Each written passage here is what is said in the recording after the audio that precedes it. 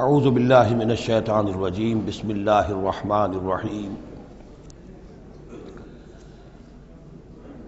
وَيُعَلِّمُهُ الْكِتَابَ وَالْحِكْمَةَ وَالتَّوْرَاةَ وَالْإِنْجِيلَ وَرَسُولًا إِلَى بَنِي إِسْرَائِيلَ صدق اللہ العظیم۔ اس آیہ مبارکہ کے بارے میں ایک نقطہ تو میں بیان کر چکا ہوں کہ تقابل جو ہے ذہن میں رکھنا چاہیے کہ حضرت یحییٰ علیہ السلام کے بارے میں ان کے لیے جو بھی توصیفی کلمات اللہ تعالیٰ نے ارشاد فرمائے ان میں آخری ہے نبیم من الصالحین، اور حضرت عیسیٰ علیہ السلام کے لیے یہاں پر جو الفاظ آئے ہیں وَرَسُولًا إِلَىٰ بَنِي اسرائیل، اس کو نوٹ کر لیجئے، پھر آئندہ چل کر اس کے اور بھی حوالے آئیں گے۔ دوسری بات جو نوٹ کرنے کی ہے وہ یہ کہ کتاب اور حکمت اور تورات اور انجیل، ان چار چیزوں کے مابین جو تین واو آئے ہیں ان میں سے دو واو عطف ہیں، ایک واو تفسیر ہے۔ اللہ ان کو سکھائے گا کتاب اور حکمت، یعنی تورات اور انجیل۔ یہ درمیانی واو جو ہے یہ یعنی کے معنی میں ہے، اس لیے کہ جیسا کہ میں کئی مرتبہ پہلے بتا چکا ہوں، تورات میں صرف احکام تھے، حکمت نہیں تھی۔ انجیل میں صرف حکمت ہے، احکام نہیں ہے، اور اسی نقطے کو سمجھ لینے سے ساری گتھی حل ہوتی ہے، اور اگر اسی کو نہیں سمجھا ہے لوگوں نے تو پھر بہت ان کے ذہنوں میں پریشانیاں رہتی ہیں۔ تو اس مقام کو نوٹ کیجئے، وَيُعَلِّمُهُ الْكِتَابَ وَالْحِكْمَةَ، اللہ اسے سکھائے گا کتاب بھی اور حکمت بھی، وَالتَّوْرَاةَ وَالْإِنْجِيلَ، یعنی تورات بھی اور انجیل بھی، وَرَسُولًا إِلَىٰ بَنِي إِسْرَائِيلَ انی قد جئتکم بآیۃ من ربکم۔ ابھی تک گفتگو ہو رہی تھی کہ حضرت مریم سلام علیہا کو یہ ساری خوشخبریاں اللہ تعالیٰ کی طرف سے دی گئی۔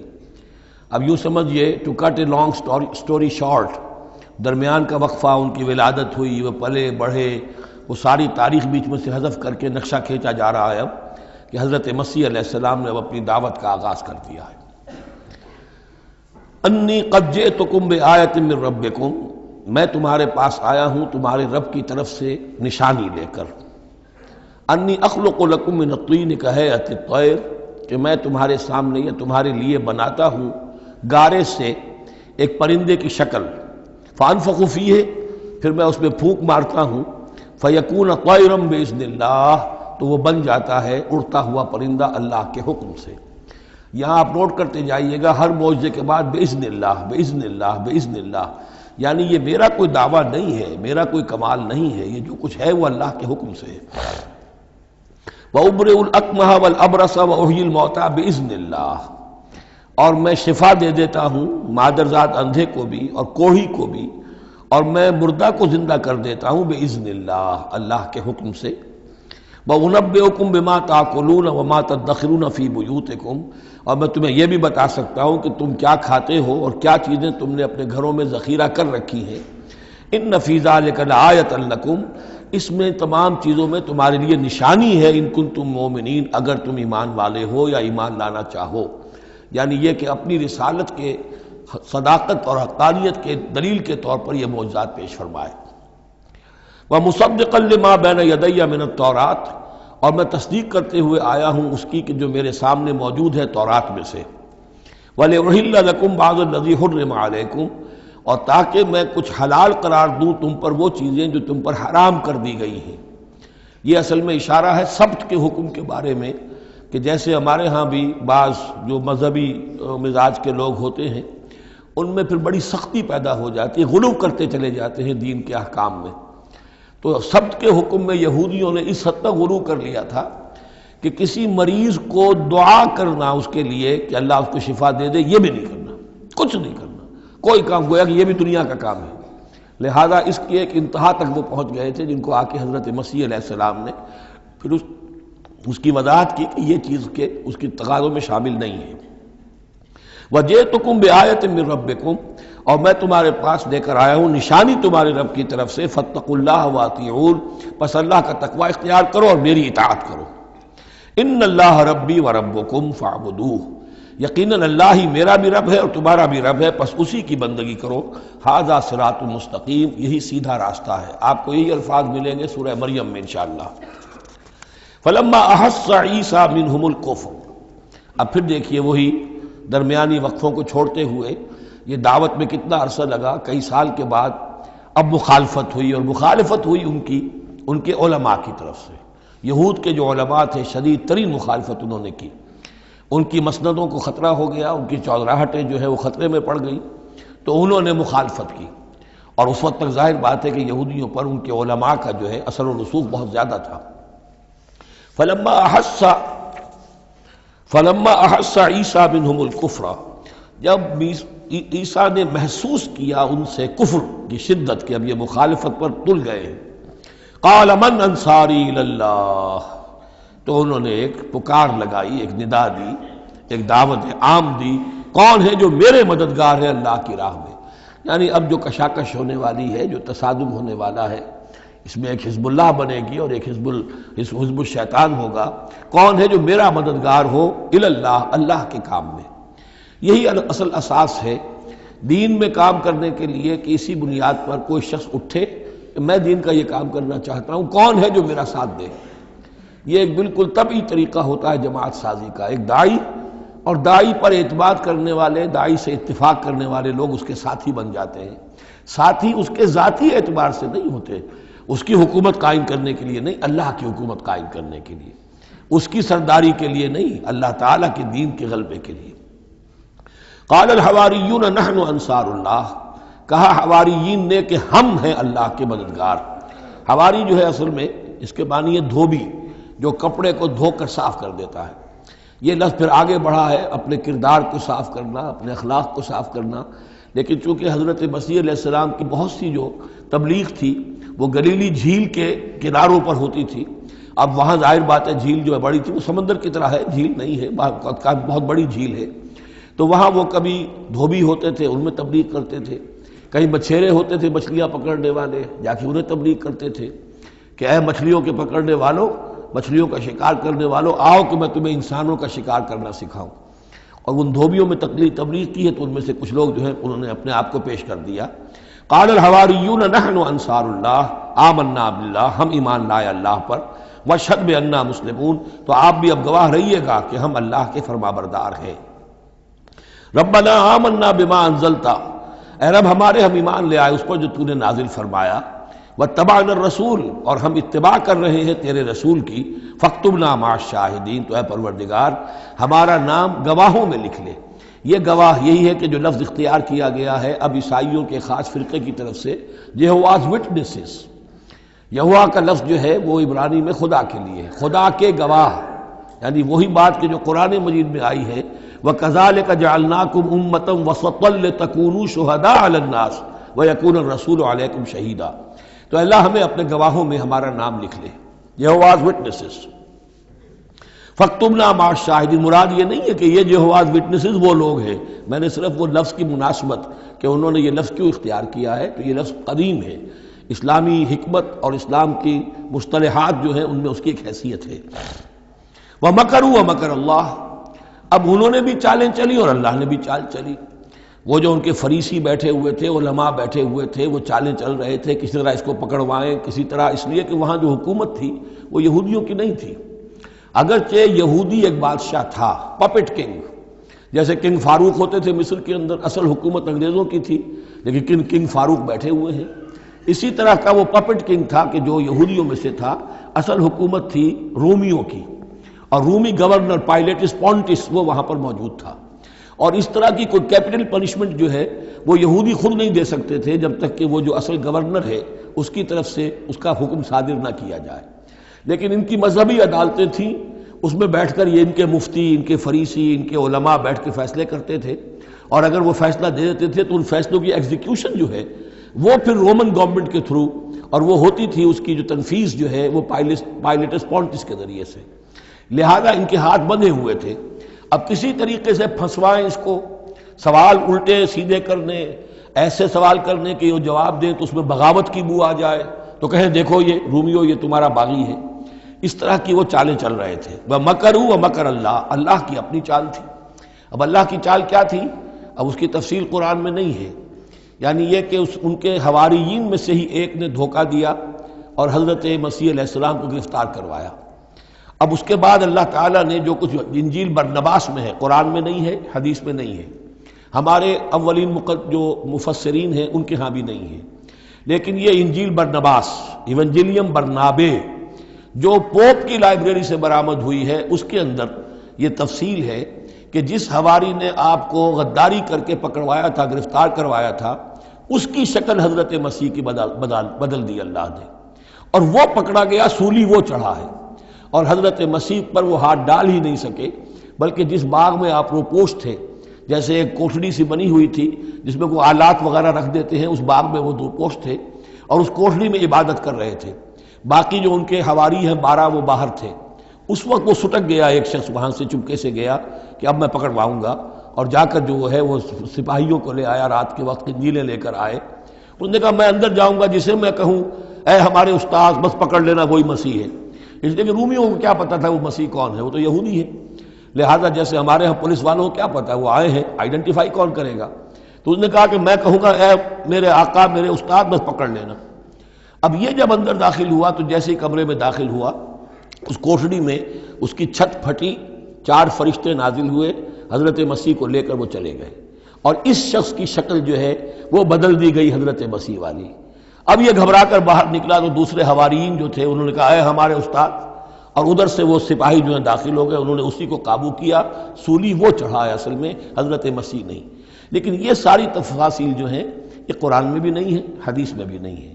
جب حدیث میں نہیں ہے، قرآن میں نہیں ہے، تو ہمارے مفسرین کے پاس بھی نہیں ہو سکتی تھی، لیکن یہ کہ یہ شہادت جو ہے یہ در حقیقت انہی کے گھر سے ہمیں ملی ہے، اور یہ پوری طریقے سے فٹ ان کرتی ہے، پوری طریقے سے قرآن کا جو بیان ہے اس میں یہ پوری طرح فٹ ہوتی ہے۔ وَمَكَرُوا وَمَكَرَ اللَّهُ، انہوں نے اپنی سی چالیں چلی، اللہ نے اپنی چال چلی، وَاللَّهُ خَيْرُ الْمَاكِرِينَ، اور اللہ تعالیٰ جو ہے وہ بہترین چال چلنے والا ہے۔ اِذْ قَالَ اللَّهُ يَا عِيسَىٰ إِنِّي مُتَوَفِّيكَ وَرَافِعُكَ إِلَيَّ، یاد کرو جب کہ اللہ نے عیسیٰ سے کہا عیسیٰ میں تمہیں اب لے جانے والا ہوں، یہ لفظ ہے کہ جس کو قادیانیوں نے اصل میں بہت بڑی بنیاد بنایا ہے اپنے غلط عقیدے کی، کہ وفات مسیح ہو چکی ہے۔ اس لفظ کو اچھی طرح سمجھ لیجئے، وفا، وفا کے معنی ہے پورا کرنا، وعدہ وفا کرو، وفا۔ اب اس سے جب کہا جائے کسی کو پورا دینا تو باب تفعیل میں آئے گا وفا یوفی توفیتاً، وہ ہم پڑھ چکے ہیں، ووفیت کل نفس فکیف اذا جاء، جب وہ دن آئے گا ووفیت کل نفس ما عملت، جو کچھ انہوں نے کیا ہوگا پورا پورا ان کو دے دیا جائے گا۔ یہ دیکھ لیجئے آیت نمبر 25، فکیف اذا جمعناہم لیوم لا ریب فیہ ووفیت کل نفس ما کسبت وہم لا یظلمون، ہر ایک کو بھرپور پورا پورا بدلہ اس کے اعمال کا دے دیا جائے گا۔ یہ ہے کسی کو پورا پورا دینا، کسی سے پورا پورا لے لینا یہ باب تفاعل ہوگا، توفا یا توفا، کسی کو پورا لے لینا، تو پورا لے لیتا ہے اللہ تعالیٰ نے۔ یہ لفظ جو ہے پورا بتمام و کمال، یہ گویا کہ منطبق ہوتا ہے حضرت مسیح پر، کہ حضرت مسیح کو ان کے جسم اور جان سمیت اللہ لے گیا۔ ہم جب کہتے ہیں وفات پا گیا تو یہ ہے استعارتاً، جسم یہی رہ گیا صرف جان گئی ہے، اور یہی لفظ قرآن میں آتا ہے نیند کے لیے بھی، اللہ یتوفی الانفس حین موتہا، اس لیے کہ نیند میں بھی یہ ہوتا ہے کہ خود شعوری نکل جاتی ہے انسان میں سے، اگرچہ زندہ ہے، اب اس کو اگر کوئی چیونٹی کاٹ رہی ہے تو جاگ جائے گا، لیکن ویسے اس کی خود شعوری ختم ہو چکی ہے، اور روح کا تعلق ہے خود شعوری کے ساتھ، تو نیند میں بھی اللہ تعالیٰ روح کو قبض کر لیتا ہے، اس کے لیے بھی توفی کا لفظ ہے۔ پھر جب انسان مرتا ہے تو روح اور جان دونوں چلی گئیں اور صرف جسم رہ گیا، یہ بھی توفی ہے۔ اور سب سے زیادہ مکمل توفی کیا ہے کہ اللہ تعالیٰ حضرت مسیح کو ان کے جسم، جان اور روح تینوں سمیت سموچے حضرت مسیح کو زندہ جو کا توں لے گیا۔ یہ ہے عقیدہ جو مسلمانوں کا ہے، اور جہاں تک لفظ کا تعلق ہے اس میں قطعاً کوئی بات جو ہے اس میں ایسی نہیں ہے کہ جس سے کوئی شخص دلیل پکڑ سکے، سوائے اس کے کہ ان لوگوں کو بہکانا آسان ہے جنہیں عربی زبان کی گرامر سے واقفیت نہیں، وہ ایک ہی وفات جانتے ہیں۔ وفات 3 ہو گئی ہیں اضلوع قرآن جو میں نے آپ کو سمجھائی ہیں۔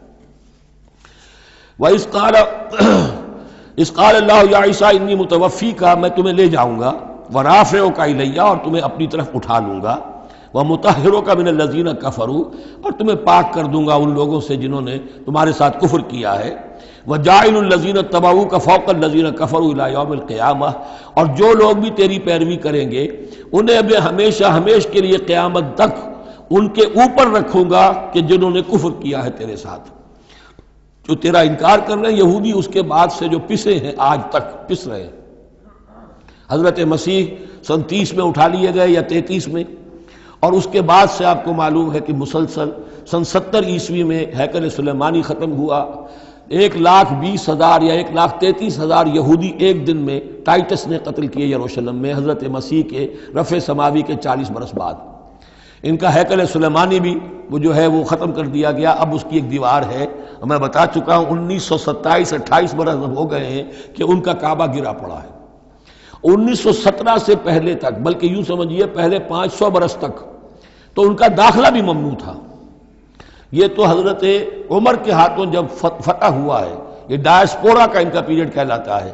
ایک پیریڈ ان کا کیپٹیوٹی کا تھا، جبکہ وہ نبوکدنضر لے گیا تھا انہیں اور بیبیلونیا میں قید میں رکھا ہے، وہ ہے ان کا پیریڈ آف کیپٹیوٹی۔ اس کے بعد واپس آئے، حضرت عزیر کے زمانے میں دوبارہ دوسرا ٹیمپل بنایا، اس کے بعد یہ ٹیمپل سن 70 عیسوی میں ختم ہوا، اور ڈائسپورا کہلاتا ہے کہ منتشر ہو جانا۔ انہیں وہاں سے نکال دیا گیا تھا کہ تم دفع ہو جاؤ یہاں سے، فلسطین میں تم نہیں رہ سکتے۔ کوئی روس چلا گیا، کوئی ہندوستان چلا گیا، کوئی مصر چلا گیا، کوئی اور یورپ چلا گیا، پوری دنیا میں پھیل گئے۔ یہ ڈائسپورا اولاً ختم ہوا ہے حضرت عمر رضی اللہ تعالیٰ عنہ کے ہاتھ سے، جب فتح ہوا ہے یروشلم۔ اس وقت حضرت عمر نے اس کو یروشلم کو اوپن سٹی قرار دیا کہ یہاں عیسائی بھی آ سکتے ہیں، مسلمان بھی آ سکتے ہیں، یہودی بھی آ سکتے ہیں، یہ سب کا مشترک شہر ہے۔ لیکن جو عیسائی تھے یروشلم کے، انہوں نے جب ہینڈ اوور کیا تھا، فتح نہیں کیا تھا مسلمانوں نے یروشلم، ایک ٹریٹی کے تحت، ایک معاہدے کے تحت ہینڈ اوور کیا تھا۔ اس معاہدے میں یہ شرط انہوں نے لکھوائی تھی کہ یہودیوں کو یہاں آباد ہونے کی اجازت نہیں دیں گے۔ چنانچہ یہ اجازت تو ہو گئی حضرت عمر کے زمانے سے کہ آ سکتے ہیں، زیارت کر سکتے ہیں، لیکن یہاں رہ نہیں سکتے، پراپرٹی پرچیز نہیں کر سکتے، کوئی مکان نہیں بنا سکتے، سیٹل نہیں ہو سکتے۔ یہ رہا ہے جب تک کہ موجود رہی ہے اسلامی خلافت۔ ترکوں نے بھی اجازت نہیں دی، بڑی سے بڑی رشوتیں یہودیوں نے دینی چاہیے انہیں، اور در حقیقت خلافت کا خاتمہ جو کروایا یہودیوں نے وہ اس لیے کہ انہیں یہ نظر آتا تھا کہ اس خلافت کے ہوتے ہوئے ہمارے لیے ممکن نہیں رہے گا کہ ہم کسی طرح بھی فلسطین میں دوبارہ آباد ہو سکیں۔ لیکن پھر برطانیہ کے جو وزیر تھا بالفور، اس کے ذریعے سے انہوں نے بالفور ڈیکلریشن 1917 میں حاصل کیا ہے۔ پھر ان کو حق ملا ہے کہ یہ یہاں آ کر جائیداد بھی خرید سکتے ہیں، سیٹل بھی ہو سکتے ہیں، اور اس کے یوں سمجھیے کہ 31 برس کے بعد پھر اسرائیل کی ریاست وجود میں آئی ہے۔ یہ تاریخ ذہن میں رہے۔ اگرچہ 1917 کے بعد سے انہیں کچھ سانس تو مل گیا ہے، اب ایک طرح سے محسوس ہوتا ہے کہ دنیا میں بڑے اقتدار پر ہیں، مٹھی بھر ہیں، یہ زیادہ سے زیادہ 13-14 ملین ہیں، 1.5 کروڑ سے بھی کم، لیکن پوری دنیا کی سب معیشت جو ہے اس کا بڑا حصہ ان کے کنٹرول میں ہے۔ لیکن پھر بھی یہ سب کچھ جو ہے وہ عیسائیوں کی سپورٹ کی وجہ سے ہے۔ اگر عیسائی ان کی مدد نہ کریں تو ان کا تو یوں سمجھیے کہ ٹکڑے اڑا کر رکھ دیں عرب ایک دن میں۔ لیکن اب پیچھے پوری امریکہ کی حکومت ہے، امریکہ کے حواریین ہیں، خاص طور پر west white Anglo Saxon Protestants, امریکہ اور برطانیہ، وہ تو گویا کہ ان کے زرخرید ہیں ایک طرح سے، اور بھی جو ممالک ہیں عیسائی اب یہ فتح کر چکے ہیں ان سب کو، عیسائیوں کے اوپر ان کا غلبہ ہے۔ اس لیے اب جو شکل ہے وہ بھی یہ ہے کہ ان کا وجود ہے یہی کہ عیسائی ہیں اوپر، اور یہ مانوی طور پر سازشی انداز میں انہیں کنٹرول کر رہے ہیں۔ اذ قال اللہ یا عیسیٰ انی متوفیک ورافعک الی ومطہرک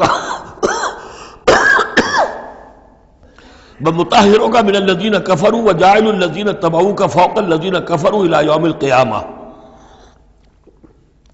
ثم الی مرجعکم فاحکم بینکم فیما کنتم فیہ تختلفون۔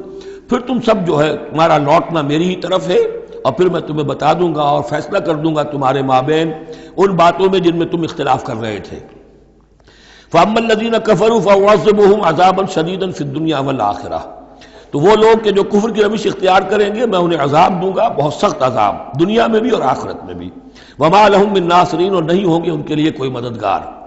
وَأَمَّا الَّذِينَ آمَنُوا وَعَمِلُوا الصَّالِحَاتِ، اور جو ایمان لائیں گے اور نیک عمل کریں گے، فَيُوَفِّيهِمْ، اب دیکھیے وفا یوفی دینا، پورا پورا دینا، تو ان کو وہ پورا پورا دے گا، اجورہم، ان کا اجر۔ واللہ لا يحب الظالمین، اللہ ظالموں کو پسند نہیں کرتا۔ ذالک نتلوہ علیک من الآیات والذکر الحکیم، یہ وہ چیزیں ہیں جو ہم آپ کو پڑھ کر سنا رہے ہیں۔ گویا کہ یہاں بھی پس منظر میں حضرت جبرائیل علیہ الصلوۃ والسلام ہے کہ یہ اللہ تعالیٰ کی آیات ہیں اور ذکر حکیم ہے جو ہم آپ کو پڑھ کر سنا رہے ہیں۔ ان مثل عیسیٰ عند اللہ کا مثل آدم، عیسیٰ کی مثال اللہ کے نزدیک آدم کی سی ہے۔ خلقہ من تراب ثم قال له کن فیکون، اسے بنایا مٹی سے پھر کہا ہو جا، وہ ہو گیا۔ اب یہ آیت وہ ہے قرآن مجید میں کہ جو لوگ بھی اسپیشل کریشن کے قائل ہیں کہ حضرت آدم کسی ایولیوشن کے نتیجے میں کسی اسپیشیز کے وجود میں آنے کے بعد اس کے ایک فرد کی حیثیت سے نہیں ان کا استفاع ہوا، بلکہ وہ اسپیشلی کریٹ کیے گئے ہیں مٹی سے براہ راست، ان کے حق میں یہ آیت دلیل ہے۔ تو یہ جو بھی نظریات ہیں ابھی، چونکہ ایولیوشن بھی ہے تو وہ بھی نظریہ ہے، تھیوری آف اسپیشل کریشن ہے وہ بھی نظریہ ہے۔ نظریوں کے باب میں انسان ادھر ادھر کوئی رائے رکھ سکتا ہے، ابھی یہ کوئی طے شدہ حقائق نہیں ہے۔ ان میں ہم غور کر سکتے ہیں کہ قرآن مجید میں کس مقام پر کس چیز کے لیے کوئی تائید یا کوئی تھوڑی سی توثیق نکلتی ہے۔ تو اللہ کے نزدیک تو عیسیٰ کی مثال ایسے ہی ہے جیسے آدم، اسے مٹی سے بنایا اور کہا کن فیکون۔ تو اب اگر آدم اسپیشل کریشن کا معاملہ ہے تو نہ باپ نہ ماں، بغیر باپ اور بغیر ماں کے تو کیا وہ الہ بن گئے؟ بنانے والا تو اللہ ہے۔ حضرت عیسیٰ ماں تو ہے باپ نہیں ہے، حمل تو ہوا ہے، 9 مہینے ماں کے پیٹ میں تو رہے ہیں، تو وہ تو آدم سے کم معاملہ ہوا تخلیق میں اعجاز کے اعتبار سے۔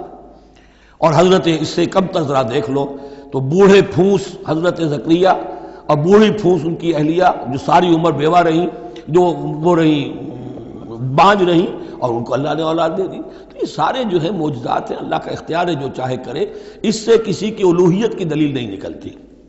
الحق من ربک، یہ حق ہے آپ کے رب کی طرف سے، فلا تکن من الممترین، تو ہرگز نہ ہو جانا اس میں شک کرنے والوں میں سے۔ فمن حاجک فیہ، تو اے نبی جو بھی اس معاملے میں آپ سے اب بھی حجت بازی کرے، جھگڑا کرے، بحث کر رہا ہے، ابھی سینگ الجھا رہا ہے بحث کے اندر، من بعد ما جاءک من العلم، جبکہ آپ کے پاس تو العلم آ چکا، آپ جو بات کہہ رہے ہیں وہ علی وجہ البصیرت کہہ رہے ہیں، فقل تعالوا، تو اب آخری چیلنج کیا ہے؟ کہہ دیجئے اچھا آؤ۔ یہ جو ان کا آیا تھا، 2 بڑے بڑے ان کے لاٹ پادری تھے، ابو حارثہ ابن علقمہ اور قرظ بن علقمہ، اور ان کی سرکردگی میں 70 افراد تھے جو کہ نجران سے آئے تھے۔ یہ سارا کئی دن معاملہ چلتا رہا، اور پھر آخر میں حضور سے کہا گیا اچھا آپ مباہلہ کیجئے، قل، ان سے کہہ دیجئے تعالوا، آؤ، ندعو ابناءنا وابناءکم، آؤ ہم بلاتے ہیں اپنے بیٹوں کو، تم بلاؤ اپنے بیٹوں کو، ونساءنا ونساءکم، ہم بلا لیتے ہیں اپنی عورتوں کو، تم بلاؤ اپنی عورتوں کو، وانفسنا وانفسکم، اور ہم بھی آ جاتے ہیں تم بھی آ جاؤ، ثم نبتہل، پھر ہم گڑ گڑا کر اللہ سے دعا کریں، فنجعل لعنت اللہ علی الکاذبین، تو ہم کہیں کہ اے اللہ جو ہم میں سے جھوٹا ہو اس پر لعنت کر دے۔ یہ مباہلہ ہے، اور یہ مباہلہ ہوتا ہے کب؟ جب کہ احقاق حق ہو چکے، بات پوری واضح ہو جائے، آپ کو یقین ہو کہ یہ میرا مخاطب جو ہے بات سمجھ گیا ہے، صرف ضد میں اڑا ہوا ہے، اس وقت پھر یہ مباہلہ آخری شے ہوتی ہے تاکہ ظاہر ہو جائے۔ اگر تو واقعتاً اسے یقین ہے تو وہ مباہلہ کی چیلنج قبول کر لے گا، اور اگر دل میں چور ہے، وہ جانتا ہے کہ حق بات تو اسی کی ہے، اور لہذا پھر وہ مباہلہ نہیں کرے گا۔ چنانچہ یہی ہوا، انہوں نے مباہلے سے انکار کیا، فرار کی راہ اختیار کی، اور ایسے ہی چلے گئے۔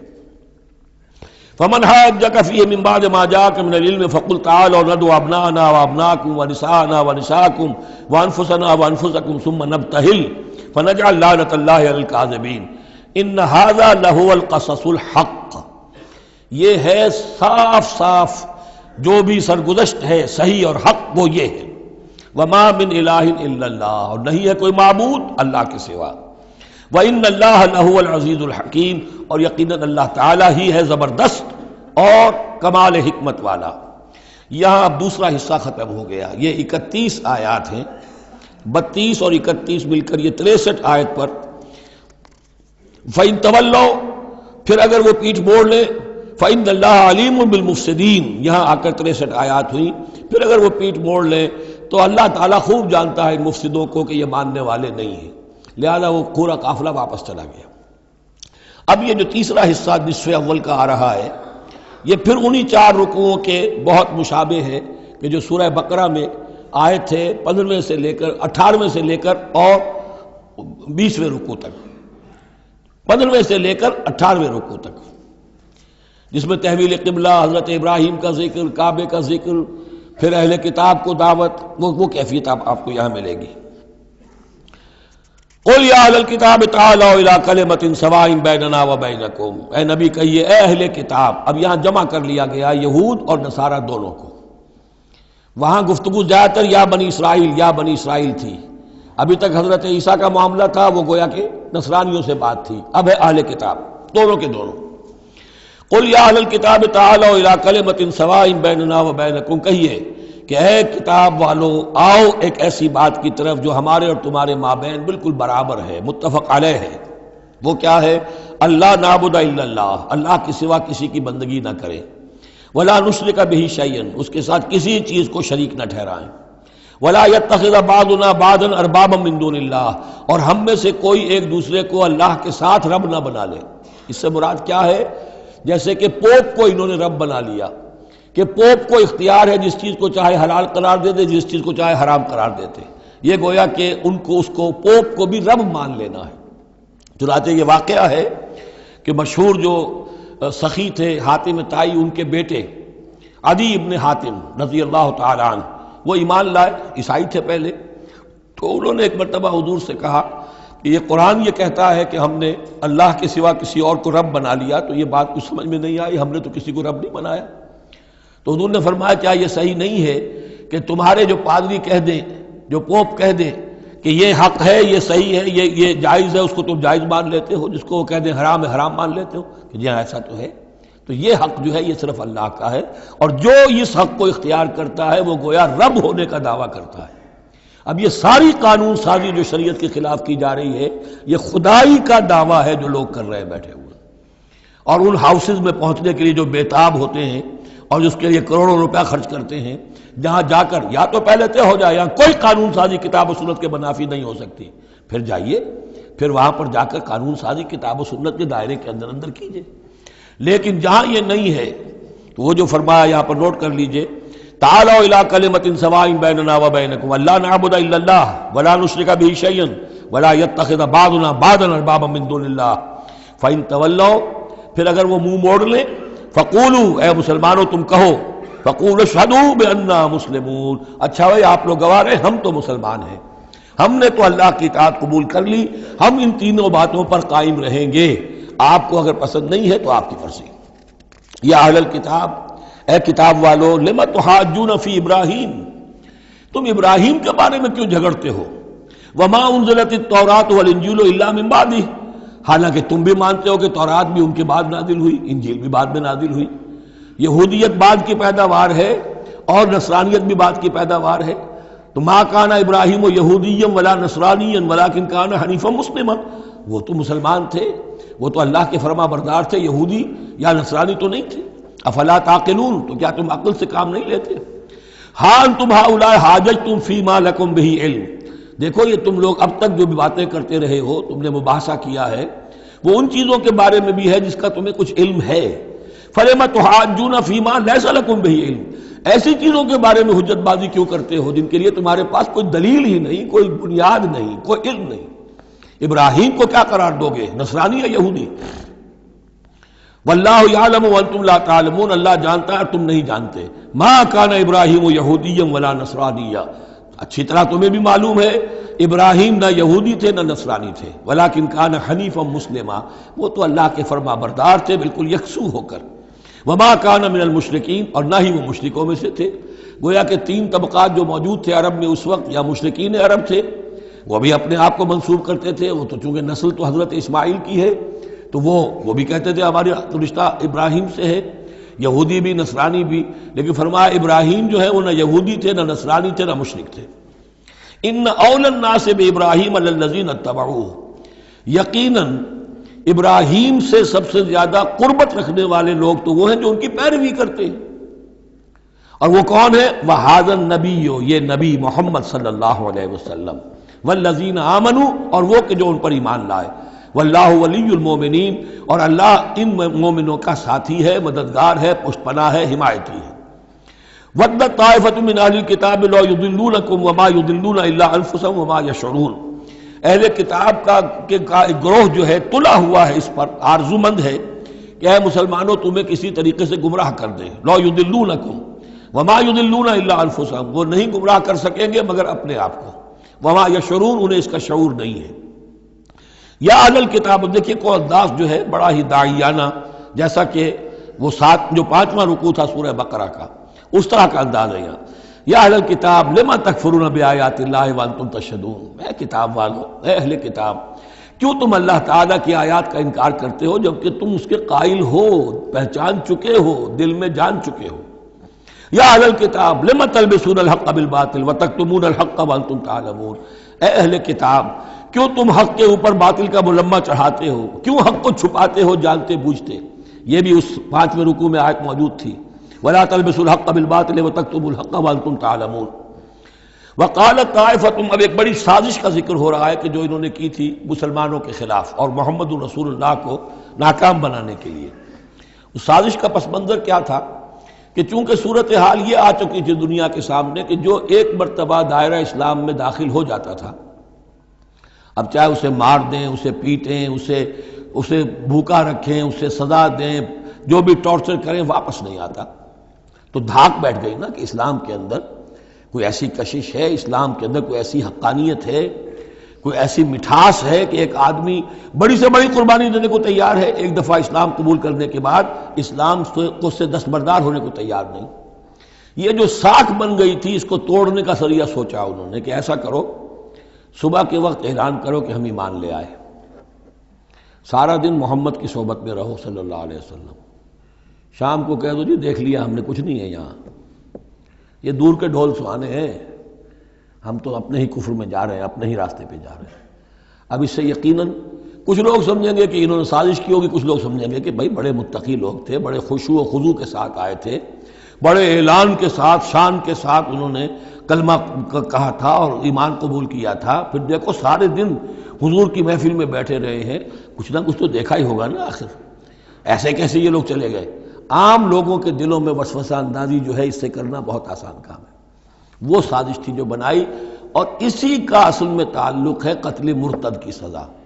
اسلامی ریاست میں اس سازش کا راستہ روکنے کے لیے یہ سزا تجویز کی گئی ہے کہ جو شخص ایمان لے آئے پھر کفر میں جائے گا تو قتل کر دیا جائے گا، کیونکہ اسلامی ریاست کی بنیاد ہے، آئیڈیولوجیکل ریاست ہے یہ، ایمان اور اسلامی تو اس کی بنیاد ہے، اس کی جڑوں کو کھودنے والی جو چیز ہو سکتی ہے اس کی تو پوری جو ہے اس کی بندش اور اس کا سد باب ہونا چاہیے۔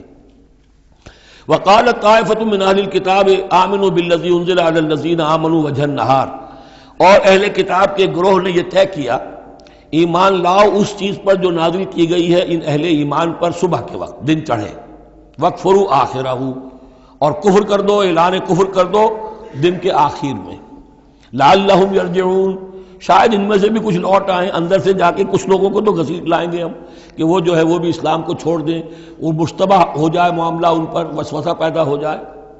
وَلَا تُؤْمِنُوا إِلَّا لِمَنْ تَبِعَ دِينَكُمْ، اور دیکھو ہرگز ایمان نہ لانا مگر اسی چیز پر کہ جو تمہارے دین کی پیروی کرے، ماننی اسی کی بات ہے۔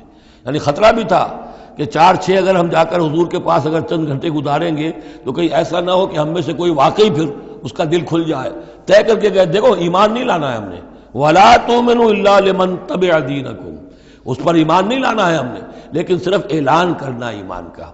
یہ ہے مثال قرآن مجید میں شعوری نفاق، یعنی جو وقت انہوں نے گزارا ہے یہ ہے تو اسلام کا، قانوناً تو مسلمان ہیں، اگر اس دوران میں ان میں سے کوئی مر جاتا تو اس کی نماز جنازہ پڑھی جاتی، لیکن انہیں معلوم تھا کہ ہم مسلمان نہیں ہیں۔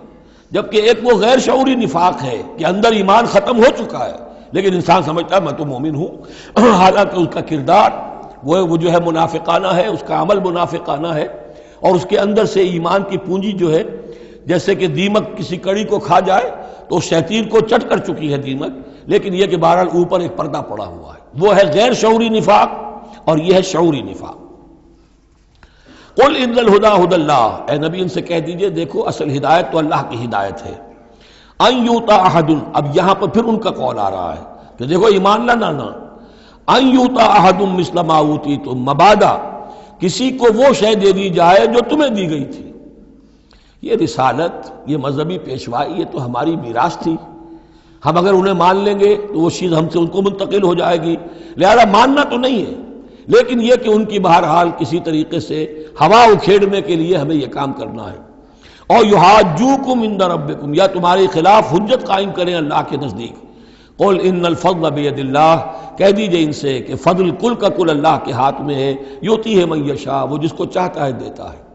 اس نے 2000 برس تک ایک منصب پر تمہیں فائز رکھا، اب جو ہے تم اس منصب کے نااہل ثابت ہو چکے ہو، تمہیں معزول کر دیا گیا، اور اب ایک نئی امت ہم نے بنائی ہے اور اس کو اس مقام پر نصب کر دیا ہے، انسٹالیشن ہو چکی ہے. واللہ ذو الفضل العظیم. قل ان الفضل بید اللہ یؤتیہ من یشاء واللہ واسع علیم. اللہ بہت وسعت والا اور جاننے والا ہے. یختص برحمتہ من یشاء، وہ مختص کر لیتا ہے اپنی رحمت کے لیے جس کو چاہتا ہے. واللہ ذو الفضل العظیم، اللہ بڑے فضل کا مالک ہے. ومن اہل الکتاب، اب یہاں ایک اور نقطہ سمجھ لیجئے کہ برے سے برے گروہ کے اندر بھی کہیں نہ کہیں کوئی افراد اچھے بھی ہوتے ہیں. داعی کے لیے یہ ضروری ہے کہ ان کو بھی مینشن کرتا رہے کہ ان میں اچھے لوگ بھی ہیں، تاکہ وہ جو لوگ ہیں ان کے دلوں کے اندر نرمی پیدا ہو. اسی طرح برے سے برے آدمی میں کوئی اچھائی بھی ہے. آپ اگر اسے دعوت دے رہے ہیں حق کی طرف، اس میں جو اچھائی ہے اس کو مانیے، تاکہ اسے معلوم ہو کہ اسے مجھ سے قد نہیں ہے، دشمنی نہیں ہے. جو میری بات واقعی اچھی ہے اس کو تو یہ تسلیم کر رہا ہے، لیکن جو بات غلط ہے اس کو رد کر رہا ہے. تو یہ دعوت کا اور تبلیغ کا بہت اہم حصہ ہے. اگر آپ ٹوٹلی نگیٹ کر دیں گے تو وہ بھی کہے گا کہ یہ بھی اندھا بہرا ہے تو میں بھی اندھا بہرا رہوں، یہ میری اچھائی کو بھی نہیں دیکھ سکتا، صرف میری برائی نظر آ رہی ہے. اور اگر وہ سمجھے کہ میری برائی کی بھی صحیح نشاندہی کر رہا ہے، جو میری اچھائی ہے اس کو بھی مان رہا ہے، تو اس کا دل کھلے گا، وہ آپ کی بات سنے گا. وَمِنْ أَهْلِ الْكِتَابِ مَنْ إِنْ تَأْمَنْهُ بِقِنْطَارٍ، اہل کتاب میں سے ایسے بھی ہیں کہ اگر ان کے پاس تم امانت رکھوا دو ڈھیروں مال، یؤدہ الیک، وہ تمہیں پورا پورا واپس کر دیں گے. امانت دار ان میں موجود ہیں. وَمِنْهُمْ، اور ان میں سے ایسے بھی ہیں، مَنْ إِنْ تَأْمَنْهُ بِدِینَارٍ، ان کے پاس اگر 1 دینار بھی امانت رکھوا دو، لا یؤدہ الیک، وہ تمہیں واپس نہیں کرے گا، ادا نہیں کرے گا تمہیں، الا ما دمت علیہ قائما، الا یہ کہ تم اس کے سر کے اوپر کھڑے ہو جاؤ، مسلط ہو جاؤ، تب تو دے دے گا، ورنہ نہیں دے گا. اچھا، یہ ہے ان کے اکثر کا کردار. لیکن جو بھی تھوڑے بہت تھے ان میں، ان کی اچھائی کا بھی ذکر کر دیا. اور بالفعل اس قسم کے کردار کے لوگ جو ہیں وہ عیسائیوں میں تھے، یہودیوں میں تو نہ ہونے کے برابر تھے. لیکن اہل کتاب کا مسئلہ ہو رہا ہے تو اس میں یہ دونوں گروپ موجود ہیں. ذالک بانہم، اور یہودیوں میں یہ کردار کیوں آ گیا ہے، کیوں بے ایمانی خیانت کیوں آ گئی؟ ذالک بانہم قالوا لیس علینا فی الامیین سبیل، یہ اس لیے کہ انہوں نے یہ عقیدہ گھڑ لیا ہے کہ ان امیین کے بارے میں ہم پر کوئی ملامت نہیں ہے. یہ اچھی طرح سمجھ لیجئے، یہودیوں کا یہ عقیدہ تورات میں نہیں ہے، لیکن اصل جو کتاب ہے ان کی مذہبی وہ تورات نہیں ہے، تالمود ہے. یوں سمجھیے کہ تورات تو ہے ام الکتاب ان کی جو بھی ہے، لیکن جو ان کا ساری شریعت ہے، جو ان کے ضوابط ہیں، قوانین ہیں، قواعد ہیں، عبادات کی تفاصیل ہیں، وہ سب ہیں تالمود میں. اور تالمود میں یہ بات موجود ہے کہ یہودی کے لیے یہودی سے جھوٹ بولنا حرام، غیر یہودی سے جیسے چاہو جھوٹ بولو. یہودی کے لیے کسی یہودی کا مال ہڑپ کرنا ناجائز حرام، غیر یہودی جنٹائلز اور گوئمز ان کا مال جس طرح چاہو دھوکے سے بائی ہوک بائی کروک جس طرح چاہو ہڑپ کرو. تو یہ ہمارے اوپر مواخذہ ہی نہیں ہے، اس لیے کہ یہ جو لوگ ہیں غیر یہودی یہ انسان ہے ہی نہیں، یہ اصل میں انسان نما حیوان ہے، اور ان سے فائدہ اٹھانا ہمارا حق ہے. جیسے کہ گھوڑے کو تانگے میں جوتنا انسان کا حق ہے، بیل کو اپنے حل کے اندر جوت لینا یہ انسان کا حق ہے. تو ہمارا حق ہے ان حیوانوں سے ہم جو چاہے لوٹ لیں، کھسوٹ لیں، ان کی رضامندی سے لے لیں، ظلم کریں، اس میں ہم پر کوئی پکڑ نہیں ہوگی، کوئی محاسبہ نہیں. یہ تالمود میں باقاعدہ لکھا ہوا ہے. ذالک بانہم قالوا، اس لیے کہ ایک پکچر بھی اس پر بنی ہے جو امریکہ کے عیسائیوں نے بنائی ہے، the other side of Israel, جس میں کہ انہوں نے ایک شخص نے ایک یہودی کتب خانے میں جا کر کتابیں نکال کر پھر اس کے اوپر نشان لکھا کر یہ چیزیں لکھی ہوئی ہیں. کیا یہودیت کا جو اصل چہرہ ہے وہ اس ڈاکومنٹری کے اندر، ویڈیو کے اندر واضح کر دیا گیا ہے ان کی کتابوں کے حوالے سے.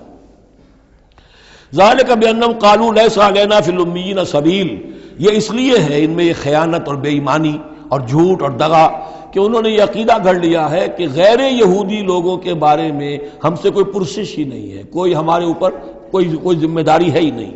وَيَقُولُونَ عَلَى اللَّهِ الْكَذِبَ وَهُمْ يَعْلَمُونَ، اور وہ تو اللہ تعالیٰ کی طرف نسبت دے رہے ہیں، منسوب کر رہے ہیں جھوٹ کو، اور وہ جانتے بوجھتے کر رہے ہیں، ان کے علماء جانتے ہیں۔ بَلَا مَنْ أَوْفَىٰ بِعَهْدِهِ وَاتَّقَىٰ فَإِنَّ اللَّهَ يُحِبُّ الْمُتَّقِينَ، کیوں نہیں، جو کوئی بھی اللہ کے ساتھ کیا ہوا اپنے عہد کو پورا کرے گا اور تقویٰ کی روش اختیار کرے گا تو اللہ تعالیٰ کو تو متقین پسند ہے۔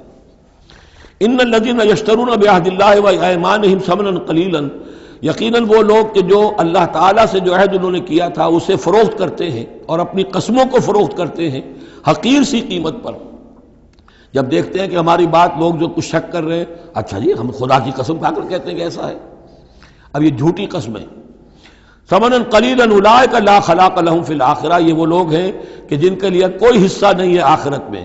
ولا یکلمہم اللہ، نہ اللہ ان سے کلام کرے گا۔ ولا ینظر الیہم یوم القیامہ، اور نہ ان کی طرف نگاہ کرے گا قیامت کے دن۔ ولا یزکیہم، نہ ان کو پاک کرے گا۔ یہ بھی سورہ بقرہ میں تقریباً پورا مضمون آ چکا ہے۔ ولہم عذاب علیم، ان کے لیے دردناک عذاب ہے۔ وان منہم لفریقا یلوون السنتہم بالکتاب، اور ان میں سے ایک گروہ ایسا بھی ہے جو اپنی زبان کو توڑتا مروڑتا ہے کتاب کو پڑھتے ہوئے، وہ الفاظ کو ذرا سا ادھر ادھر سے مروڑ کر معنی اور پیدا کر لیتے تھے۔ ان سے کہا گیا ہتا کہو تو ہنتا بنا دیا، بجائے اس کے کہ اللہ ہماری گناہ جھاڑ دے، ہمیں گیہوں دے۔ انہوں نے کہا کہنا ہے تم نے سمعنا واطعنا، سمعنا وعصینا، تو وہ اسی طریقے کا معاملہ وہ کرتے تھے۔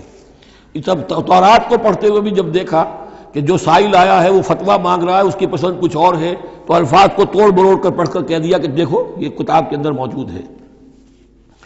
وَإِنَّ مِنْهُمْ لَفَرِيقًا يَلْوُونَ أَلْسِنَتَهُمْ بِالْكِتَابِ لِتَحْسَبُوهُ مِنَ الْكِتَابِ، تاکہ تم سمجھو کہ وہ کتاب میں سے ہے۔ وَمَا هُوَ مِنَ الْكِتَابِ، وہ کتاب میں سے نہیں ہوتا۔ وَيَقُولُونَ هُوَ مِنْ عِنْدِ اللَّهِ، اور وہ کہتے ہیں یہ اللہ کی طرف سے ہے۔ وَمَا هُوَ مِنْ عِنْدِ اللَّهِ، جبکہ وہ اللہ کی طرف سے نہیں ہوتا۔ فَوَيْلٌ لِّلَّذِينَ يَكْتُبُونَ بِأَيْدِيهِمْ، یہ پڑھ چکے ہیں سورہ بقرہ کے اندر بھی کہ وہ لوگ کہ جو اپنے ہاتھوں سے لکھتے ہیں کہتے ہیں کہ اللہ کی طرف سے ہے۔ وَيَقُولُونَ عَلَى اللَّهِ الْكَذِبَ وَهُمْ يَعْلَمُونَ، وہ اللہ پر جھوٹ تہمت باندھتے ہیں جانتے بوجھتے۔ مَا كَانَ لِبَشَرٍ أَن يُؤْتِيَهُ اللَّهُ الْكِتَابَ وَالْحُكْمَ وَالنُّبُوَّةَ، کسی انسان کا یہ کام نہیں ہے، کسی انسان کے شایہ نشان نہیں ہے کہ اللہ تعالیٰ نے تو اس کو کتاب دی ہو، حکمت دی ہو، نبوت دی ہو۔ ثم یقول للناس کونوا عبادا لی من دون اللہ، پھر وہ لوگوں سے کہنے لگے کہ میرے بندے بن جاؤ اللہ کو چھوڑ کر۔ یہ اشارہ ہو رہا ہے اب نصرانیوں کی طرف کہ تمہارے طرف ہم نے رسول بھیجے، عیسیٰ ابن مریم کو ہم نے بھیجا، انہیں کتاب دی، ان کو حکم دیا، ان کو حکمت دی، نبوت دی، معجزات دیے، اور انہوں نے تو یہ اس کا کوئی امکان نہیں کہ وہ یہ کہتے کہ مجھے بنا لو اللہ کے سوا اپنا معبود۔ ما كان لبشر ان يؤتيه الله الكتاب والحكم والنبوة ثم يقول للناس كونوا عبادا لي من دون الله ولكن كونوا ربانيين بما كنتم تعلمون الكتاب وبما كنتم تدرسون، وہ تو یہی کہے گا اور یہی کہا کہ حضرت عیسیٰ نے کہ اللہ والے بنو، اللہ کی بندگی کرو، ربانی بن جاؤ، اللہ والے بن جاؤ، اس چیز کے سبب کہ جو تم سکھلاتے ہو، دوسروں کو تعلیم دیتے ہو۔ اتامرون الناس بالبر وتنسون انفسکم وبما کنتم تدرسون، اور جو کچھ تم خود بھی پڑھتے تھے۔ یہ پڑھنا پڑھانا دین کا، سیکھنا سکھانا، تعلیم و تعلم قرآن، تعلیم و تعلم حدیث، تعلیم و تعلم فقہ، یہ اس لیے ہونا چاہیے کہ لوگوں کو اللہ والے بنایا جائے، نہ یہ کہ اپنے بندے بنا کر اور ان سے نذرانے وصول کر کے ان کا استحصال کیا جائے۔ ولا یامرکم ان تتخذوا الملائکۃ والنبی اربابا، وہ کبھی بھی تمہیں اس بات کا حکم نہیں دے گا کہ تم فرشتوں یا انبیاء کو رب بنا لو۔ فرشتوں کو رب بنایا مشرکین مکہ نے، فرشتوں کے نام پر اپنی وہ مورتیاں انہوں نے بنائی، لات عزا منات، اور انہوں نے ایک نبی کو اپنا رب بنا لیا۔ ایامرکم بالکفر بعد اذ انتم مسلمون، تو کیا وہ ایسا بندہ اللہ کا جس کو اللہ نے نبوت سے سرفراز کیا ہو، کیا تمہیں وہ کفر کا حکم دے گا جبکہ تم مسلم ہو چکے ہو، تم نے فرما برداری اختیار کر لی ہے۔ وَإِذْ أَخَذَ اللَّهُ مِيثَاقَ النَّبِيِّينَ، اور یاد کرو جب کہ اللہ نے تمام انبیاء سے ایک عہد لیا تھا۔ لَمَا آتَيْتُكُم مِّن كِتَابٍ وَحِكْمَةٍ، جب بھی میں تمہیں دوں گا کتاب اپنی اور حکمت، ثُمَّ جَاءَكُمْ رَسُولٌ، پھر تمہارے پاس آئے کوئی اور رسول، نیا رسول، مُصَدِّقٌ لِّمَا مَعَكُمْ، جو کہ تمہارے ساتھ جو کچھ ہے اس کی تصدیق کرتے ہوئے آئے، لَتُؤْمِنُنَّ بِهِ وَلَتَنصُرُنَّهُ، تو تمہیں لازماً اس پر ایمان لانا ہوگا اور اس کی مدد کرنی ہوگی، کیونکہ انبیاء کا ایک سلسلہ چل رہا تھا، ہر نبی جو ہے آئندہ کی پیشن گوئی کر کے گیا ہے، اور یہ بھی ختم نبوت کے بارے میں بہت بڑی دلیل ہے کہ ایسی کسی شے کا ذکر قرآن میں یا حدیث میں نہیں ہے، بلکہ اس کے برعکس ہے کہ نبوت مجھ پر ختم ہو گئی ہے، ورنہ اس سے پہلے تمام انبیاء حضرت مسیح حضور کی بشارت دے کر گئے، تمام انبیاء کی کتابوں میں بشارتیں موجود ہیں۔ اگر آپ انجیل پڑھیں برنباس کی تو اس میں تو کوئی صفحہ خالی نہیں ہے جس میں کہ حضور کی بشارت نہ ہو اور حضور کے بارے میں خوشخبری نہ ہو، لیکن یہ کہ وہ باقی انجیلوں میں سے نکال دیا گیا۔ قال اقررتم واخذتم علی ذلکم اسری، اللہ نے فرمایا تم نے اقرار کر لیا اے نبیوں۔ اب یہ کہاں کیا گیا؟ یہ عالم ارواح میں۔ تمام نبی ایک دفعہ تو جمع نہیں ہو سکتے تھے، عالم ارواح میں یہ عہد لیا گیا ہے۔ تم نے اس کو قبول کیا اور اس پر میری ذمہ داری قبول کر لی۔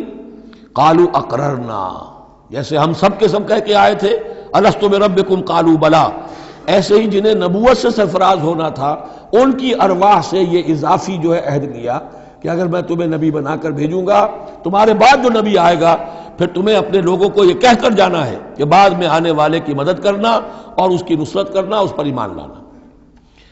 قال فاشهدوا وانا معكم من الشاهدين، تو اللہ نے کہا تو اچھا تم بھی گواہ رہو اور میں بھی گواہ ہوں۔ فمن تولى بعد ذلك، تو جس نے بھی منہ موڑ لیا اس کے بعد، فاولئک هم الفاسقون، تو یقیناً وہی ہے سرکش لاہنجار۔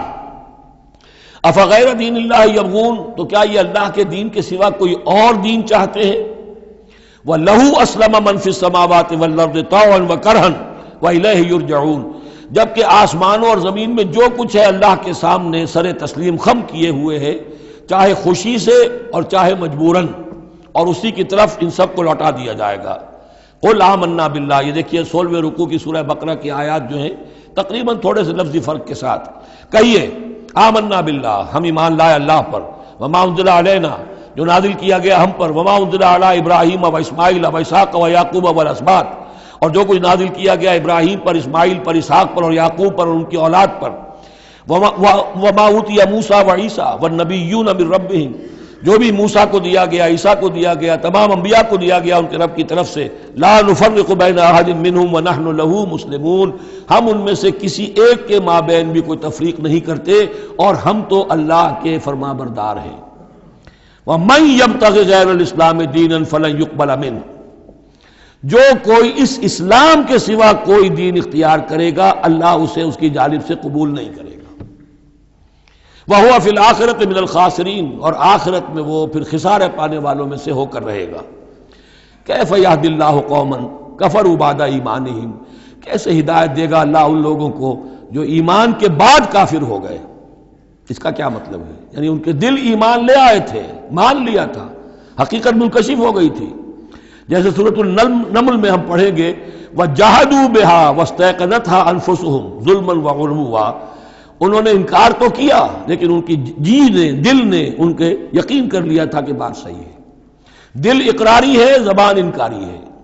زبان انکاری کیوں ہے؟ ظلمًا وعلوا، حق تلفی کرنے کے لیے اور اپنی سربلندی کے لیے، اپنی چودراہٹ کے لیے، بغیم بینہم، ورنہ دل ان کے ایمان لا چکے تھے۔ تو کیف یہدی اللہ قوما کفروا بعد ایمانہم، کہ جب حق منکشف ہو گیا، دل نے گواہی دے دی کہ حق ہے، پھر بھی کفر کیا۔ وَشَهِدُوا أَنَّ الرَّسُولَ حَقٌّ، اور انہوں نے گواہی دی کہ رسول حق ہے، آپس میں باتیں کرتے تھے۔ چنانچہ روایت میں آتا ہے کہ جو علقمہ کے دو بیٹے جو ہیں ابو حارثہ اور کرز، جب یہ چلے تھے یمن سے، نجران سے، تو کہیں ٹھوکر لگی کرز کے گھوڑے کو، تو اس نے کہا تعیس العمد، ہلاک ہو جائے وہ دور والا، یعنی جس کی طرف ہم جا رہے ہیں، محمد کی طرف صلی اللہ علیہ وسلم۔ اس پر بڑے بھائی نے کہا، ابو حارثہ نے، تعیست امک، تیری ماں ہلاک ہو جائے۔ اس نے کہا کیوں؟ میں نے تو محمد کو کہا تھا جو کچھ کہا تھا، تمہیں کیوں اس طرح برا لگا؟ انہوں نے کہا تمہیں معلوم نہیں ہے وہ وہی نبی ہیں، ہم پوری طرح جان چکے ہیں وہ وہی نبی ہیں، ان کی شان میں گستاخی نہیں کریں گے، پکڑے جائیں گے ہم، وہ نبی ہیں اور وہی ہیں جن کے ہم منتظر تھے۔ انہوں نے کہا پھر مانتے کیوں نہیں؟ تم جانتے ہو ان بادشاہوں نے ہمیں بڑا مقام دیا ہوا ہے، رومن امپائر کے تحت تھے یہ لوگ اور مصر کی حکومت کے، اور انہوں نے ہمیں مقام دے رکھا ہے، ہمیں دولت دی ہے، ہمیں مال دیا ہے، ہمیں حیثیت دی ہے، مراتب دیے ہیں، اگر ہم نے محمد کو مان لیا تو سب چھن جائیں گے۔ یہ باقاعدہ روایت میں موجود ہے۔ ابھی آتے ہوئے تو جاتے ہوئے کیا حال ہوگا آپ اس کا اندازہ کیجئے، جبکہ مباہلے سے فرار کر کے گئے ہیں۔ وَشَهِدُوا أَنَّ الرَّسُولَ حَقٌّ، وہ گواہی دے چکے ہیں کہ رسول حق پر ہیں اور حق ہیں، وَجَاءَهُمُ الْبَيِّنَاتُ، اور ان کے پاس کھلی کھلی نشانیاں آ چکی ہیں، وَاللَّهُ لَا يَهْدِي الْقَوْمَ الظَّالِمِينَ، اللہ ایسے ظالموں کو ہدایت نہیں دیتا۔ أُولَٰئِكَ جَزَاؤُهُمْ أَنَّ عَلَيْهِمْ لَعْنَةَ اللَّهِ وَالْمَلَائِكَةِ وَالنَّاسِ أَجْمَعِينَ، یہ تو وہی لوگ ہیں کہ جن کا بدلہ یہ ہے کہ ان پر اللہ کی بھی لعنت ہے، فرشتوں کی بھی اور تمام انسانوں کی بھی۔ یہ الفاظ بھی سورہ بقرہ میں آ چکے ہیں۔ خالدین فیہا، وہ اسی لعنت میں رہیں گے۔ لا یخفف عنہم العذاب، ان کے عذاب میں کوئی تخفیف نہیں کی جائے گی، ولا ہم ینظرون، نہ انہیں کوئی مہلت ملے گی۔ الا الذین تابوا من بعد ذلک، ہاں ابھی دروازہ کھلا ہے توبہ کا، سوائے ان کے کہ جو اس کے بعد توبہ کر لیں، واصلحوا، اور اصلاح کر لیں اپنی یا نیک عمل کریں، فإن اللہ غفور الرحیم، تو ابھی توبہ کا دروازہ بند نہیں ہے، یقیناً اللہ غفور الرحیم ہے۔ ان الذین کفروا بعد ایمانہم ثم ازدادوا کفرا لن تقبل توبتہم، جو لوگ جنہوں نے کفر کیا اپنے ایمان کے بعد، حق کو پہچان لینے کے بعد، چاہے زبان سے مانا ہو یا نہ مانا ہو، پھر اگر وہ کفر کرتے ہیں یا ماننے کے بعد زبان سے مرتد ہو جاتے ہیں، ثم ازدادوا کفرا، پھر وہ اپنے کفر میں بڑھتے چلے گئے، لن تقبل توبتہم، ان کی توبہ کبھی قبول نہیں ہوگی، واولئک هم الضالون، اور وہ تو یقیناً گمراہوں میں سے ہیں۔ ان الذین کفروا وماتوا وهم کفار، یقیناً وہ لوگ کہ جنہوں نے کفر کیا اور فوت ہو گئے، مر گئے اسی حال میں کہ وہ کافر تھے، فلن يقبل من احدهم ملء الارض ذهبا ولو افتدى به، تو ان میں سے کسی ایک سے زمین کی مقدار کے مطابق سونا بھی فدیے میں قبول نہیں کیا جائے گا اگر وہ پیش کر سکے۔ اب ظاہر بات ہے یہ محال ہے، ناممکن ہے، لیکن یہ کہ بات سمجھانے کے لیے کہ وہاں پر کوئی فدیہ نہیں ہے، زمین کے حجم کے برابر بھی سونا دے کر اور کوئی چھٹنا چاہے گا تو نہیں چھوٹے گا۔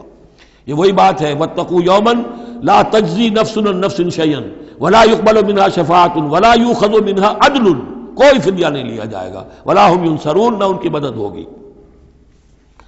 أُولَٰئِكَ لَهُمْ عَذَابٌ أَلِيمٌ، یہ وہ لوگ ہیں کہ جن کے لیے ہے دردناک عذاب، وَمَا لَهُم مِّن نَاصِرِينَ، اور نہیں ہوں گے ان کے لیے مدد کرنے والے۔ لَن تَنَالُوا الْبِرَّ حَتَّىٰ تُنفِقُوا مِمَّا تُحِبُّونَ وَمَا تُنفِقُوا مِن شَيْءٍ فَإِنَّ اللَّهَ بِهِ عَلِيمٌ۔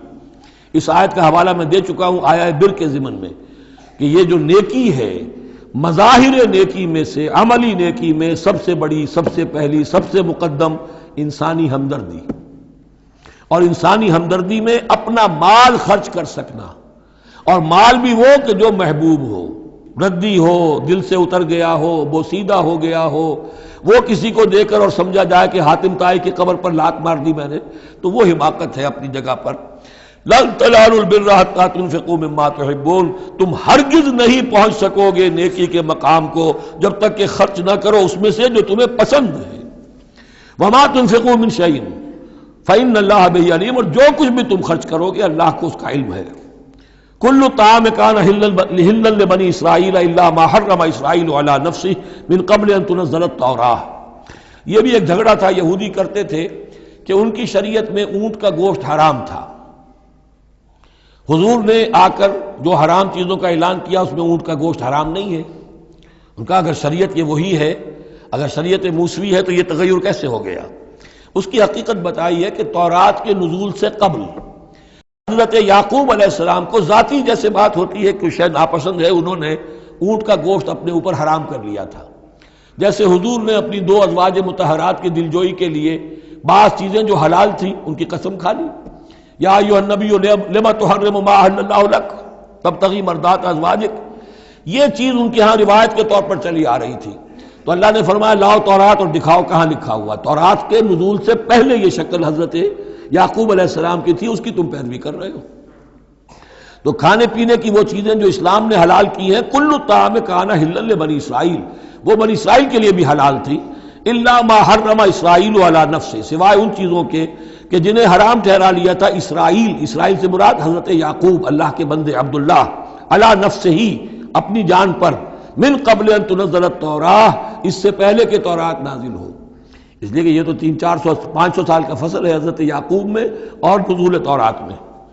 قل فاتوا بالتوراۃ فاتلوها، اے نبی ان سے کہیے تم جو اعتراض ہم پر کر رہے ہو تو لاؤ تورات اور پڑھو اور دکھاؤ، ان کنتم صادقین، اگر تم سچے ہو۔ شریعت تورات کے اندر کہیں بھی اونٹ کے گوشت کی حرمت نہیں ہے۔ فمن افترى علی اللہ الکذب من بعد ذلک فاولئک هم الظالمون، اور جو لوگ اس کے بعد بھی اللہ کی طرف جھوٹ منسوب کرتے رہے تو یہ لوگ ظالم ہیں۔ اب ان سے کیا آدمی گفتگو کرے؟ قل صدق اللہ، کہہ دیجئے اللہ نے جو کچھ کہا صحیح فرمایا۔ فاتبعوا ملت ابراہیم حنیفا، بس پیروی کرو ملت ابراہیم کی جو یکسو تھے یا یکسو ہو کر۔ یہ حنیفہ کا لفظ دونوں طرف جا سکتا ہے، ابراہیم کی صفت یا حال حنیفہ، اور یہ اتباع کا حال بھی ہو سکتا ہے۔ فاتبعوا ملت ابراہیم حنیفا، یکسو ہو کر، بعد کی تمام تقسیمات سے بلندتر ہو کر جو ابراہیم کا طریقہ ہے اس کی پیروی کرو۔ وما کان من المشرکین، اور مشرکین میں سے نہیں تھے۔ ان اول بیت وضع للناس للذی ببکہ، یقیناً پہلا گھر جو لوگوں کے لیے بنایا گیا اللہ کی عبادت کے لیے وہ وہی ہے جو بکہ میں ہے۔ بکہ اور مکہ یہ دو در حقیقت ایک ہی لفظ کے لیے دو پروننسیشن سے۔ ان اول بیت وضع للناس للذی ببکہ مبارکا وہدی للعالمین، برکت والا ہے اور تمام جہان والوں کے لیے ہدایت کا ذریعہ ہے۔ فیہ آیات بینات المقام ابراہیم، اس میں آیات بینات ہیں۔ ترتیب دیکھ لیجئے، وہاں کے 4 رکوع جو تھے ان میں پہلے اس کا ذکر ہوا تھا، پھر باقی ساری گفتگو تھی۔ یہاں ترتیب الٹ گئی ہے، ساری گفتگو کے بعد اب آخر میں یہ حصہ جو ہے تیسرا اس کا وہ ختم ہو رہا ہے، اس نصف اول کا، اور آخر میں تذکرہ حضرت ابراہیم کا ہے۔ مضامین وہی ہیں، ترتیب بدل گئی ہے۔ فی آیات بینات، اس میں تو بڑی روشن نشانیاں موجود ہیں۔ مقام ابراہیم، جیسے مقام ابراہیم۔ ومن دخلہ کان آمنا، اور جو بھی اس میں داخل ہو جاتا ہے امن میں آ جاتا ہے۔ بدترین پورے عرب کے اندر خوریزی ہوتی تھی، لیکن حرم میں اپنے باپ کے قاتل کو بھی اگر دیکھ لیتے تھے تو کچھ نہیں کہتے تھے۔ یہ ایسی روایت اس حرم کی رہی ہے اور آج تک ہے اللہ کے فضل و کرم سے، کہ وہاں پر امن ہی امن ہے، دار الامن۔ من دخلہ کان آمنا وَلِلَّهِ عَلَى النَّاسِ حِجُّ الْبَيْتِ مَنِ اسْتَطَاعَ إِلَيْهِ سَبِيلًا، اور للہ علی الناس، اب لام اور علی کو یہاں نوٹ کر لیجئے، اللہ کا حق ہے لوگوں پر کہ وہ حج کرے اس کے گھر کا، جو بھی استطاعت رکھتا ہو اس کے سفر کی۔ للہ علی الناس، اللہ کا حق ہے لوگوں پر، حج البیت، گھر کا حج کرنا بیت اللہ کا، من استطاع الیہ سبیلا، جو بھی استطاعت رکھتا ہو راستے کی، سفر کی۔ ومن کفرا، اب یہاں کفرا کے معنی کیا ہوں گے؟ جو استطاعت کے باوجود حج نہیں کرتا وہ گویا کہ کفر کرتا ہے۔ ومن کفر فإن اللہ غنی عن العالمین، تو وہ اللہ تو غنی ہے تمام جہانوں سے۔ قل یا اہل الکتاب لم تکفرون بآیات اللہ، اب آخری یہ آیات ہیں، بڑا ہی انداز جو ہے جھنجھوڑنے کا، اور جیسے کہ پیئرسنگ آئیز کے ساتھ دیکھ کر کسی سے بات کی جائے اور اس کے یعنی نگاہیں گاڑ کر اس پر۔ قل یا اہل الکتاب لم تکفرون بآیات اللہ، کیوں اللہ کی آیات کا انکار کر رہے ہو؟ واللہ شہید علی ما تعملون، اور جبکہ جو کچھ تم کر رہے ہو اللہ اسے دیکھ رہا ہے۔ قل یا اہل الکتاب لم تصدون عن سبیل اللہ، کہہ دیجئے ہے کتاب والو کیوں روکتے ہو اور روکتے ہو؟ صدہ یا سدو دونوں معنی دیتا ہے، لازم بھی متعدی بھی، خود رک جانا دوسروں کو روکنا۔ کیوں رکتے ہو اور روکتے ہو اللہ کے راستے سے؟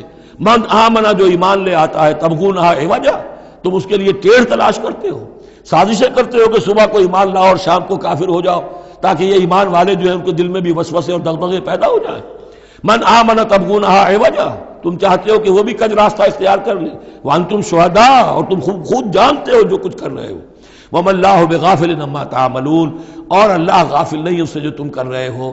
لیکن ان تمام سازشوں کے جواب میں اہل ایمان سے کہا گیا یا ایھا الذین آمنوا ان تطیعوا فریقا من الذین اوتوا الکتاب یردوکم بعد ایمانکم کافرین، اے وہ لوگوں جو ایمان لائے ہو، اگر ان اہل کتاب کے ان کسی گروہ کی تم پیروی کرو گے تو یہ تمہیں لازماً لوٹا کر لے جائیں گے تمہارے ایمان کے بعد، پھر تمہیں کفر کی حالت میں لے جائیں گے۔ وَكَيْفَ تَكْفُرُونَ، اور سوچو تو صحیح کیسے کفر کرو گے، کیسے اس راستے پر جاؤ گے۔ وَأَنْتُمْ تُتْلَىٰ عَلَيْكُمْ آیَاتُ اللَّهِ، جبکہ تم پر اللہ کی آیات پڑھ کر سنائی جا رہی ہیں۔ وَفِيكُمْ رَسُولُهُ، اور تمہارے اندر اس کا رسول موجود ہے بنفس نفیس۔ اس سے آپ اندازہ کیجئے کہ علماء یہود کا کتنا، اوس اور خزرج کے لوگ بڑے مرعوب تھے، چونکہ یہ ان پڑھ لوگ تھے، کوئی کتاب نہیں، کوئی شریعت نہیں، کوئی قانون نہیں۔ یہ لوگ صاحب کتاب تھے، صاحب شریعت تھے، ان کے یہاں علماء تھے، تو مرعوب تھے۔ لہذا یہاں جو اوس اور خزرج کے لوگ اسلام لے آئے تھے ان کے بارے میں اندیشہ ہوتا تھا کہ کہیں ان ساری ریشہ دوانیوں کا شکار نہ ہو جائیں۔ وَكَيْفَ تَكْفُرُونَ وَأَنْتُمْ تُتْلَىٰ عَلَيْكُمْ آیَاتُ اللَّهِ وَفِيكُمْ رَسُولُهُ، کیسے کفر کرو گے تم جبکہ تمہیں اللہ کی آیات پڑھ کر سنائی جا رہی ہیں اور تم اللہ کے رسول تم میں موجود ہیں. وَمَن يَعْتَصِم بِاللَّهِ فَقَدْ هُدِيَ إِلَىٰ صِرَاطٍ مُسْتَقِيمٍ، اور جو اللہ سے چمٹ جائے اس کی ہدایت ہو گئی ہے صراط مستقیم کی طرف. جو اللہ کی پناہ میں آ جائے، جیسے بچہ اگر اسے خطرہ محسوس ہو، شیرخوار بچہ دوڑ کر آ کے ماں سے چمٹ جائے گا. اب وہ یہ سمجھے گا میں قلعے میں آ گیا ہوں، اب مجھے کوئی کچھ نہیں کہہ سکتا، میں اپنی ماں کی گود میں آ گیا، ماں سے چمٹ گیا. اسے کیا پتا کہ کوئی درندہ صفت انسان اسے کھینچے ماں کی گود سے، اچھالے اور کسی بلم کے اوپر کسی نیزے کی انی کے اندر پرو لے. ایک بچہ یہ سمجھتا ہے کہ میں ماں کے پاس آ گیا تو بس میں اب پناہ میں ہوں. ایسے ہی من یعتصم باللہ، جو اللہ کی پناہ میں آ گیا، فقد ہدی الی صراط مستقیم، اس کی ہدایت تو ہو گئی سیدھی راہ کی طرف. اللہم ربنا اجعلنا منہم، اللہم ربنا اجعلنا منہم، آمین یا رب العالمین.